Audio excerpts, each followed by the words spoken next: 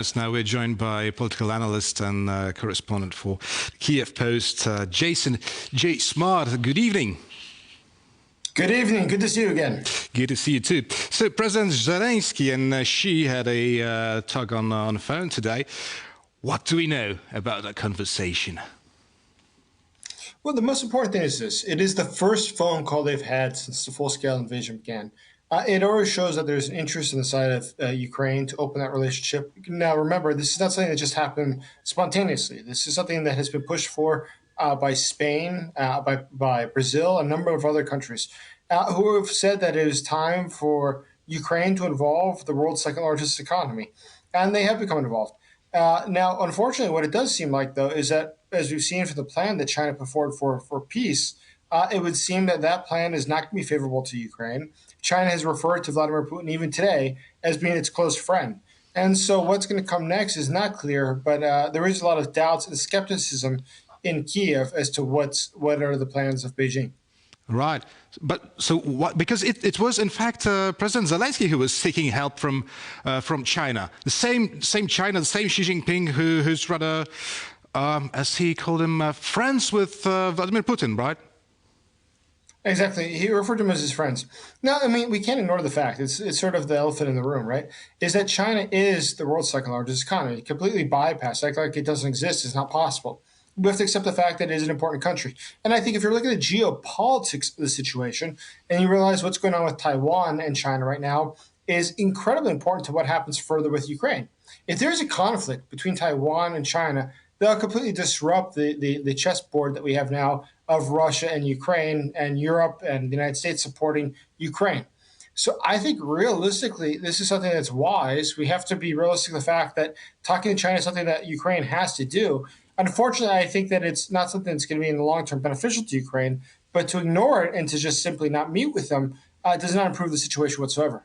Right. Now, how significant, in your opinion, is the establishment of high-profile representatives of China and Ukraine in these two countries? So it is interesting. I think that in general, in the case of China, when they look at Ukraine, they don't look at this in the sense of simply normal bilateral relations. They look in the sense of what they plan to do next with Taiwan. And that's why they have to be very careful when they talk about sovereignty or what it means to take another state. They have to look in the context of how that would reflect on their future plans for Taiwan. In the case of Putin, of course, I think that his greatest hope is obviously China. I mean, Iran, his other great ally, has very little to offer outside of rockets and some other specific details. They have very little to offer. The Chinese, on the other hand, have a huge economy. If the Chinese go along with the economic plans of Moscow, that could really change the entire dynamics of this war.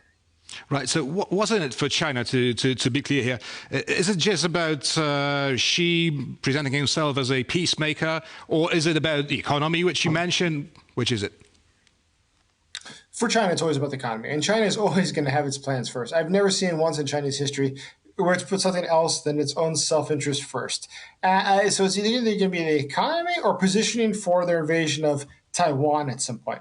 They're never going to be doing something just because they wish to be the good guys in a situation or they wish to broker a peace. In this war, to give you a comparison, Saudi Arabia has brokered prisoner swaps.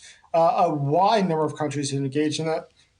One country that's done nothing so far to that extent is even China. China has refused to even call the war in Ukraine an occupation or an invasion. Right. Even an invasion, they've refused to refer to it as an invasion. I think the reality of the fact is that China is a country that is going to do what's necessary to keep Russia happy, but not to upset the West too much. I mean, they want to take some risk, but not too much in order to cause sanctions or something like that. And it's a lot of empty words really on the part of Beijing. Now, Jason, about upsetting the West, how to interpret the words of Chinese ambassador to France that, quote, former Soviet republics do not have an effective status in international law? Well, I think that reflects exactly what China thinks. I mean, the fact is that China does not care about these little countries. And China has rolled through a number of countries and in its own territory. Look what it's done with ethnic minority regions of the country, whether it's ethnic Muslim minorities in the northwest of the country, or the areas that have been historically known for traditional Buddhist culture. They've been destroyed by China, who doesn't care about them whatsoever. So they look at something like a small country, Estonia, Lithuania, Latvia, In their eyes, that's a little, bump in the course of human events that can be easily deleted. I don't think they take it very seriously. China looks at countries by how strong they are. And it's not strong in the sense of democracy as the United States would or Poland would, where you look at a country and you can respect them for their democratic traditions. They look at it in a much more direct and much more of a tangible sense, that how much can we get out of them?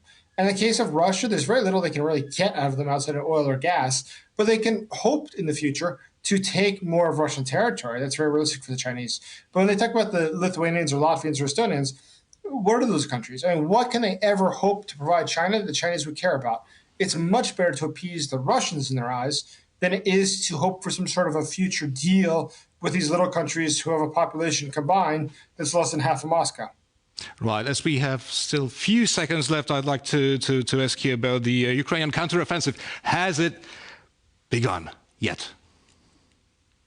So it's a question everybody asks. It's hard to say because they obviously don't make any details public, but it would seem that there are actions in place to help advance the interest of Ukraine to free its territories.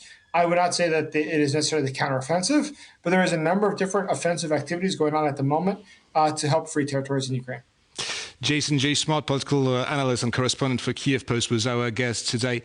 Thank you very much, Jason. Good to see you. Good to see you too. And thank you for